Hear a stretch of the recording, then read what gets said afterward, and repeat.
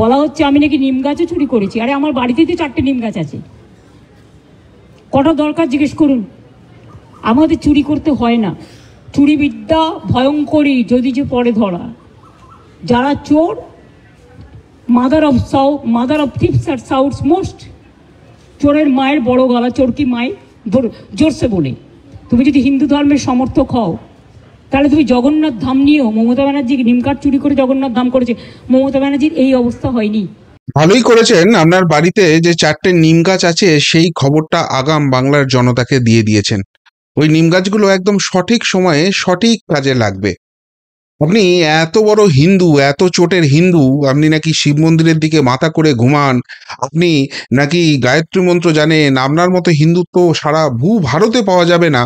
আর আপনি এইটুকুনি জানেন না যে অলি গলি যেখানে সেখানে অস্থান কুস্থানে গজিয়ে ওঠা নিম গাছ মানি সেটা জগন্নাথ দেবের মূর্তি তৈরির কাঠ হতে পারে না। এটা হওয়ার জন্য দারু ব্রহ্ম হওয়ার দরকার আছে।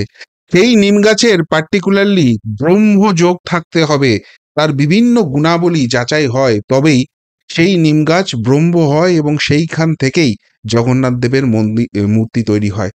আসলে বুঝতে পারছেন 26-এর ভোট যুদ্ধ আসছে এবং সেখানে এতদিনের আপনার তোষণ রাজনীতির ফলে সাদের যে দুধেল গাইদের ভোট ব্যাংক হয়েছে, সেই দুধেল গাইদের ভোট ব্যাংকের পাল্টা একটা এবার হিন্দুদের প্রকৃত সনাতনীদের ভোট ব্যাংক তৈরি হয়ে গেছে এবং সেই প্রকৃত সনাতনীরা নির্দিষ্ট জায়গায় ভোটিংটা করবে এবং আপনার আপনার প্রশাসনের, আপনার সরকারের যাত্রাটা সঠিক পথে সুগম করে দেবে।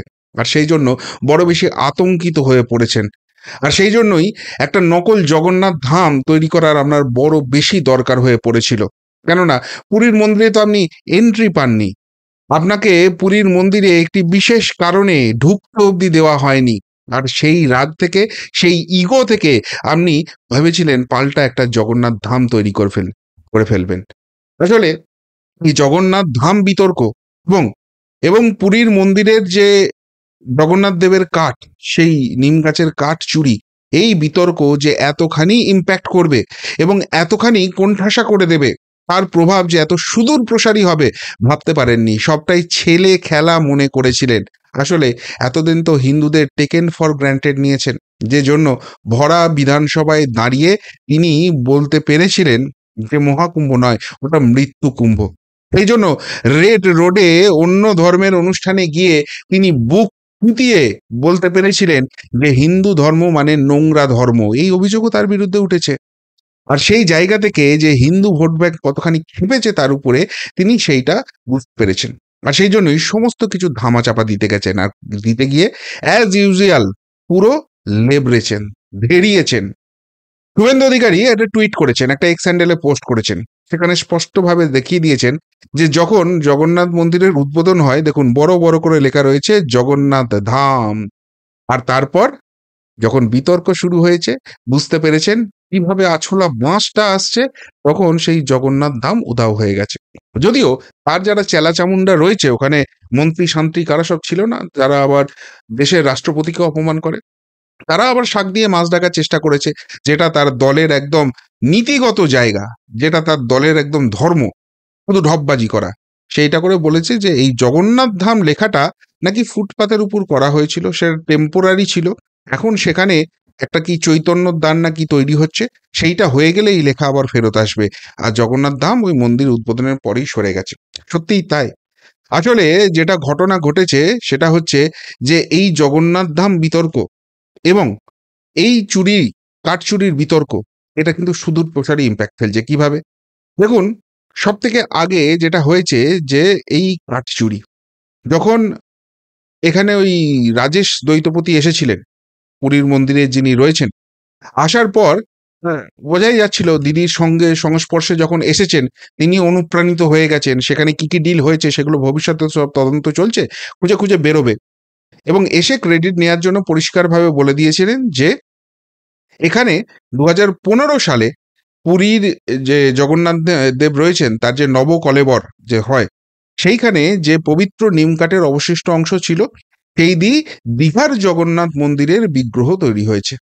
এবার এই নিয়ে বীভৎস রকমের একটা বিতর্ক শুরু হয়ে গেছে।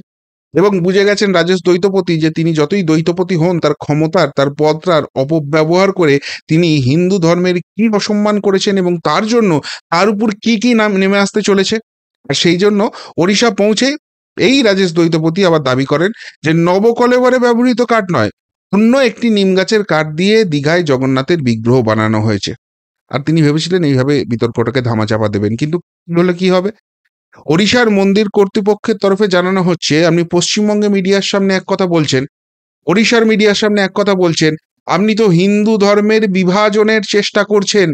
এই যে জগন্নাথ দেবের কোটি কোটি ভক্ত রয়েছে, তাদের ধর্মীয় যে ভাবধারা রয়েছে সেই ভাবধারায় আপনি আঘাত আনছেন, তাদের মধ্যে বিভাজন তৈরি করছেন। এটা ভয়ঙ্কর চক্রান্ত, ভয়ঙ্কর ষড়যন্ত্র, এবং আপনি তার অংশ হয়ে গেছেন।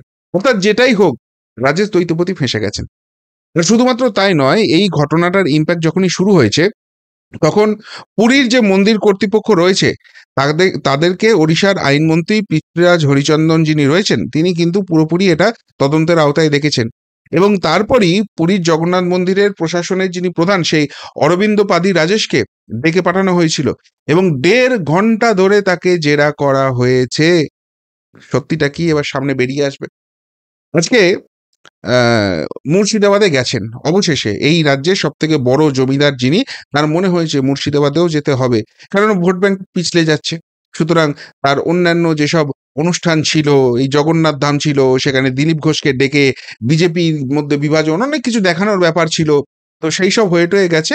এখন মুর্শিদাবাদের কথা তার মনে পড়েছে এবং সেই মুর্শিদাবাদ কাণ্ডে তিনি যে ঢং করতে যাচ্ছেন, এটা সেখানকার সব থেকে ক্ষতিগ্রস্ত যে পরিবারগুলো আছে না, তাদের কাছে স্পষ্ট হয়ে গেছে। ফলে গতকালই আপনাদের দেখিয়েছিলাম যে ওই হরগোবিন্দ দাস, চন্দন দাস, যারা বুঝে গেছে, যাদের পরিবার চোখের সামনে দেখেছে যে এই রাজ্যে বামপন্থী হও, কংগ্রেস হও, তৃণমূল হও, বিজেপি হও, কোনো কিচ্ছু এসে যায় না। এসে যায় একটাই জায়গা, তুমি হিন্দু কিনা। যদি হিন্দু হও তাহলে এখানে জঙ্গিরা, জেহাদিরা ঢুকবে, পিয়ে চলে যাবে এবং পুলিশকে তখন বারবার ফোন করলেও পুলিশের দেখা মিলবে না। এই রাজ্যের প্রশাসন, এই রাজ্যের পুলিশ চোখ বন্ধ করে থাকবে। আর সেই জায়গায় মুখ্যমন্ত্রী আসবে, সেখানে কিছু টাকা দিয়ে তাদেরকে কেনার চেষ্টা করা হবে, তাদের মুখ বন্ধ করার চেষ্টা করা হবে। এই দ্বিচারিতা তারা মানতে পারছেন না। ফলে তারা এই রাজ্যের মাননীয় বিরোধী দলনেতা শুভেন্দু অধিকারীর কাছে ভরসা রেখেছেন, চলে এসছেন কলকাতায় এবং তারা চান আইনের পরিসীমায় থেকে এর ফয়সালা হোক। কেননা তারা বুঝে গেছেন এই পুলিশ, এই প্রশাসন সাহায্য করা তো অনেক দূরের কথা, তাদের পরিবারের দুটি সদস্য এইভাবে শুধুমাত্র হিন্দু হওয়ার জন্য প্রাণ হারালো, কিন্তু তারপরেও পুরো ব্যাপারটা ধামা চাপা দেওয়ার চেষ্টা করা হবে এবং যারা প্রকৃত অপরাধী তাদের আড়াল করার চেষ্টা করা হবে। পরিবার পরিষ্কারভাবে অভিযোগ তুলছে। আর সেই জন্য এই সময় মুখ্যমন্ত্রী আসবে, যেটা করবে সেটা দ্বিচারিতা ছাড়া কিছু নয়। সেই দ্বিচারিতার মধ্যে তারা থাকতে চান না। আর সেইটা বুঝে গিয়ে যে মুখ পুড়ছে, যারা নিহত হয়েছে, যাদের পরিবারের দুজন সদস্য খুন হয়েছে, তারা মুখ্যমন্ত্রীর সঙ্গে দেখাটুকু অবধি করতে চাইছে না। এর আগেই আপনারা দেখেছিলেন ওই কংগ্রেসের শুভঙ্কর সরকাররা গিয়েছিল, সেখানকার এমপি গিয়েছিল, কিরকম দূর করে তাড়িয়ে দিয়েছে। প্রতিটা হিন্দু বুঝছে এই রাজ্যে যে বাঁচতে হলে ভরসার জায়গা একজনই, তিনি হচ্ছে মাননীয় বিরোধী দলনেতা শুভেন্দু অধিকারী। এই রাজ্যে যদি পরিবর্তন না হয় এবং সেটা বিজেপির হাত ধরে পরিবর্তন না হয়, তাহলে এই রাজ্যের হিন্দুরা সঠিক থাকবে না। সেটা যারা ওই আক্রান্ত এলাকা, শুধু আক্রান্ত এলাকা কেন, বৃহত্তর পরিসরে ট্রেনে, বাসে, ট্রামে যাকে খুশি জিজ্ঞাসা করুন, প্রত্যেকের মুখে একটাই কথা, 26-এ যদি বিজেপি না আসে না, হিন্দুরা এই রাজ্যে বাঁচবে না। ঠিক এই আলোচনাটা শুরু হয়ে গেছে। আর সেই জায়গায় আজকে মুখ্যমন্ত্রী সেখানে যাচ্ছেন, এই চেক ফেক বিতরণ করবেন, আর সেখানে আসল যারা নিহতর পরিবার তারাই থাকবে না। সুতরাং সেই জায়গাটাও একটা ইম্প্যাক্ট তিনি বুঝতে পারছেন, কতখানি মুখটা পুড়ছে। আর তাই বিভিন্ন জায়গা থেকে তিনি ঘেঁটে গেছেন, আর ঘেঁটে গিয়ে এই আবোল তাবোল বক্তব্য শুরু হয়ে গেছে। এমনকি দেখলাম মিডিয়াকেও আক্রমণ করছেন, মোদি মিডিয়া টিডিয়া অনেক কিছু বলে দিয়েছেন, তা সে বলতে পারেন বলুন। এমনকি সেখানে দেখলাম নাম করারও হিম্মত হলো না, একজন সেবাশ্রম অনেক কিছু বললেন। যেটুকুনি বললেন, যেটুকুনি আমি বুঝলাম, সেটা হচ্ছে কার্তিক মহারাজের দিকে আঙুল তুললেন তিনি। কার্তিক মহারাজ নাকি সেখানে লাইট টাইট অফ করে দেন। আমি জানি না, মুখ্যমন্ত্রীর যদি সৎসাহস থাকে তিনি নামটা তো ক্ল্যারিফাই করবেন। তিনিই তো পুলিশ মন্ত্রী, তিনিই তো রাজ্যের মুখ্যমন্ত্রী। রাজ্যে বসে যদি কেউ অন্যায় করে থাকে, সেটা কার্তিক মহারাজই হন, সেটা শুভেন্দু অধিকারী হন, সেটা শুদ্ধশীল ঘোষী হন, আর কোনো হরিদাস পালই হন, কিচ্ছু এসে যায় না। কেউ যদি অন্যায় করে এবং সেই অন্যায় করার প্রমাণ যদি তার হাতে থাকে, তিনিই তো মুখ্যমন্ত্রী হিসেবে, তিনি তো সংবিধানকে সাক্ষী রেখে রাজধর্ম পালনের অঙ্গীকারের শপথ নিয়েছেন, তিনি তো তাকে শাস্তির আওতায় নিয়ে আসবেন।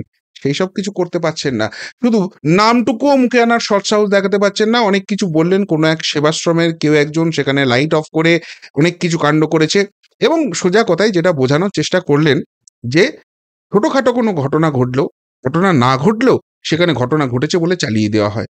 মুর্শিদাবাদে যেটা হয়েছে সেটা নাকি ওই পালে বাঘ পড়েছের মতো গল্প, অর্থাৎ এই ছোটবেলায় রাখালের গল্প পড়েছিলাম না, যেখানে আলটিমেটলি বাঘ আসেনি, রাখাল ওই গ্রামের কৃষকদের বারবার হেনস্থা করার জন্য, তাদেরকে ভাবিয়ে তোলার জন্য বাঘ পড়েছে গল্পটা শোনাতো, সেই রকম ঘটনা। তাই এই গল্পের উপমা যখন টানলেন, তার মানে তার একটাই কনক্লুশন দাঁড়ায় যে মুর্শিদাবাদে মালদাতে কোনো ঘটনা ঘটেনি, কোনো ঘটনা ঘটেনি। ওখানে শুধু শুধু এই সেবাশ্রমের একজন যিনি রয়েছেন, যিনি নিজেকে বিশাল বড় নাকি ধর্মীয় নেতা বলছেন, তিনি এই লাইট টাইট অফ করে দিয়ে এইসব গল্প ছড়াচ্ছেন, এইসব কথা তিনি বলছেন। আর সেই সব কথার মাঝখানেই বলে দিলেন যে তার বাড়িতেও নাকি নিম গাছ আছে, তিনি কাঠ চুরি করেননি। আরে করেননি তো করেননি, প্রমাণ হয়ে যাবে তদন্তে, তদন্ত ফেস করুন না, অসুবিধা কি আছে? ওড়িশা সরকার তো এটা নিয়ে তদন্ত করছে। আসলে প্রবলেমটা অন্য জায়গায় হয়ে গেছে। পুরীর মন্দিরের যে আইনটা আছে 1955 সালের আইন, সেই আইন অনুযায়ী এই পুরীর মন্দির যেটা করেছে রাজেশ দ্বৈতপতি, যেটা করেছেন সেটা করা যায় না, অন্যায় করেছেন। সুতরাং সেই জায়গা থেকে রাজেশ দ্বৈতপতির বহিষ্কার হবে। এবং দ্বিতীয় কথা, যেটা জগন্নাথ ধাম বলে চালানো হচ্ছে, নকল জগন্নাথ ধাম। দেখুন, আমাদের হিন্দু শাস্ত্রে, হিন্দু মতে 4টে ধাম আছে। সেই ধাম কথাটার অর্থ বিভিন্নভাবে ডিকশনারিতে পাবেন, কিন্তু যেটা হিন্দু ও ভাবাবেগে মানা হয় সেটা হচ্ছে জ্যোতির্লিঙ্গ। অর্থাৎ সেখানে এমন একজনের উপস্থিতি ছিল যার যার জীবনটা জ্যোতির সমান, আলোকবর্তিকার সমান। সুতরাং সেই জায়গা থেকে পুরী ধাম রয়েছে, রামেশ্বরম ধাম রয়েছে, বদ্রীনাথ ধাম রয়েছে এবং দ্বারকা ধাম রয়েছে। এই 4টি ধামের বাইরে আর কোনো ধাম নেই। হ্যাঁ, এর বাইরে ধাম কোথায় রয়েছে? অনেক সময় যেগুলো তীর্থক্ষেত্র হয় সেগুলোর নাম ধাম দেওয়া হয়। অনেকে নিজের বাড়ির নাম ধাম দিয়ে দেয়। যেমন আমরা সত্যজিতের গল্পেই দেখি গোলকধাম রহস্য। তাহলে বলবেন ওখানে ধাম কথাটা কোথা থেকে এলো? ধাম কথা বাড়ি, সেটা ঠিক আছে। কিন্তু হিন্দু ধর্মে এই যে ধাম শব্দগুলো ব্যবহার করা হয়, এগুলোর একটা ওই জ্যোতির্লিঙ্গ বিশেষ একটা বৈশিষ্ট্য রয়েছে। এবং সেখানে জগন্নাথ ধাম একটা হিন্দুদের বৃহত্তর অংশের সেটা ভাবাবেগের জায়গা। আর সেইটারই একটা নকল রেপ্লিকা বানিয়ে এইটাই ধাম এই রকম চালানো, এটা কিন্তু হিন্দু ধর্মের ভাবাবেগে আঘাত দেওয়া হচ্ছে। আর ভারতীয় সংবিধান বলছে, ভারতীয় আইন বলছে, আপনি কারুর ধর্মীয় ভাবাবেগে আঘাত দিতে পারেন না। এই কাজটা এর আগে বহুবার অন রেকর্ড তিনি করেছেন বলে অভিযোগ উঠেছে। যেমন বললাম যে ভরা বিধানসভায় দাঁড়িয়ে তিনি মহাকুম্ভ, অমৃত কুম্ভ, তাকে মৃত্যুকুম্ভ বলেছেন। তিনি রেড রোডে দাঁড়িয়ে অন্য একটা ধর্মের অনুষ্ঠানে গিয়ে হিন্দু ধর্মকে তিনি নোংরা ধর্ম বলেছেন। তখন ধর্মীয় ভাবাবেগে আঘাত লেগেছে। কিন্তু এইখানে এই যে ধাম নিয়ে যে কথাটা জায়গাটা এসেছে, সেটা কিন্তু মারাত্মক জায়গায় গেছে এবং এটা সর্বভারতীয় জায়গায় পৌঁছে গেছে। এবং শঙ্করাচার্য থেকে আরম্ভ করে হিন্দু ধর্মের যারা একদম প্রথম দিকে আছেন, তারা আইন ব্যবস্থা সবাই কিন্তু এটার বিরুদ্ধে কড়া পদক্ষেপ নিতে বাধ্য হবেন। ওড়িশা সরকারও সেই জন্য কিন্তু এটা নিয়ে ইতিমধ্যেই আইনি প্রক্রিয়া শুরু করে দিয়েছেন। সুতরাং একদিকে আইনি প্রক্রিয়ার ঝটকা আসছে, অন্যদিকে এই যে তিনি মহা হিন্দু এটা প্রমাণ করতে গিয়ে এত কিছু করেছিলেন, আলটিমেটলি সেটা কিন্তু বুমেরাং হয়ে গেছে। আলটিমেটলি সেই জায়গায় প্রমাণিত হয়ে গেছে তিনি হিন্দুত্ববাদী তো অনেক দূরের কথা, আসলে হিন্দু ধর্মকে নিয়ে ছিনিমিনি খেলার চেষ্টা করছেন। আর সেইটা যত বেশি বুঝতে পারছেন, যত বেশি মুর্শিদাবাদ কাণ্ড, মালদা কাণ্ডকে ধামাচাপা দিতে গিয়ে আরো বেশি বোঝাতে পারছেন যে হিন্দু ধর্মের মানুষরা এই রাজ্যে কতখানি অসহায় আছে। এই সরকার, এই প্রশাসন যতদিন থাকবে, সেখানে যারা এই হিন্দু ধর্মের উপর আক্রমণ করবে তাদেরকে শাস্তির মুখে নিয়ে আসা অনেক দূরের কথা, বরং তাদেরকে প্রোটেক্ট করার চেষ্টা করা হবে। এই ভাবধারা থেকে মানুষ কিন্তু বেরোচ্ছে না, বেরোবে না। আর এটাই যদি কন্টিনিউ হয়, এই ইকুয়েশনেই যদি 26-এর ভোটটা হয়, সমস্ত ফলাফল কিন্তু উল্টে যাবে। আর সেইটা বুঝতে পেরেই কি এই আবোল তাবোল বচন? সেই জন্য গুলিয়ে দেওয়ার চেষ্টা যে জগন্নাথ দেবের মূর্তি, সেটার জন্য দরুব্রহ্মের কোনো প্রয়োজন নেই। সেটা নাকি তার বাড়ির উঠোনে যে 4টে নিম গাছ আছে সেই দিয়েই করা যাবে। এবং তার সঙ্গে বললেন যে কি চুরি বড় ধর্ম যদি ধরা না পড়ো না, কি সব বললেন। আর মমতা বন্দ্যোপাধ্যায়ের অতখানিও খারাপ দিন আসেনি। বলতেটা কি চাইলেন? বাঙালি কিন্তু যা বোঝার বুঝে গেল, বাঙালি হিন্দু যা বোঝার বুঝে গেল, এবং যা বোঝানোর সেটা ওই 26-এর নির্বাচনে বুঝিয়ে দেবে। কি বলবেন মমতা বন্দ্যোপাধ্যায়ের আজকের এই বক্তব্য নিয়ে? যদি কিছু বলার থাকে অবশ্যই কমেন্ট বক্সে কমেন্ট করে জানাবেন। এখনকার মতো এখানেই শেষ করলাম, ফেরত আসছি নতুন প্রতিবেদন নিয়ে খুব তাড়াতাড়ি। ভালো থাকবেন, সাথে থাকবেন, পাশে থাকবেন। নমস্কার।